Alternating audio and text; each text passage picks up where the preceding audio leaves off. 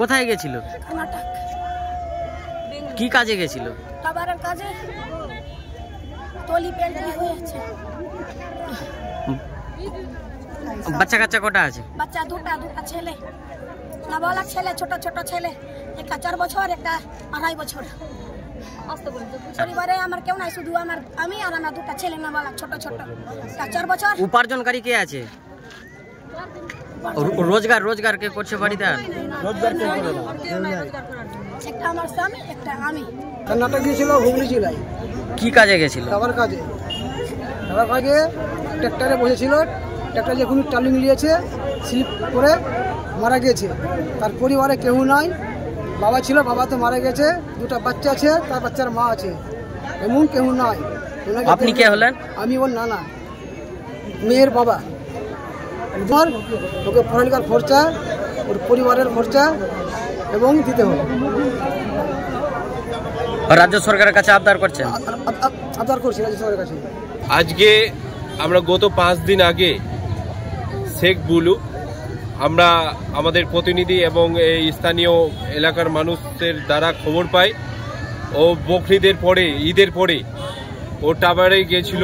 কর্ণাটক রাজ্যেই হুবলি বলে একটা গ্রাম রয়েছে, ওইখানে টাওয়ারে কাজ করছিল এবং এই টাওয়ারে যতগুলো যন্ত্রপাতি ছিল তা ওটা গাড়িতে নিয়ে যাচ্ছিল।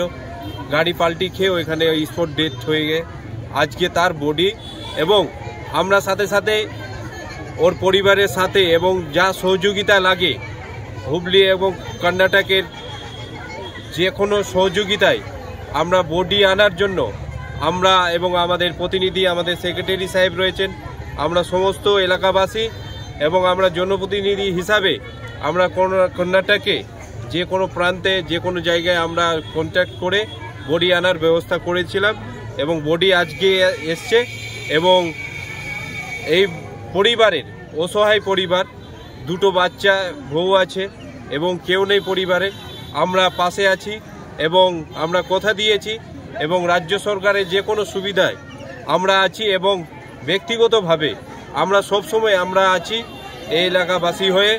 আমরা এবং ওর দুটো বাচ্চা আছে, ওনার মিসেস এবং ওনার বাবা বলছিলেন ওনার নানু পড়ালেখার কেউ নেই, কিভাবে পড়াবে, সেটাও আমি বললাম কি কিছু খরচ করতে হবে না, আমি আছি, আগামী দিন পাশে থাকব এবং ভোট দায়িত্ব নিয়ে নিয়েছি কি পড়ালেখার আমি পড়াবো তাদের।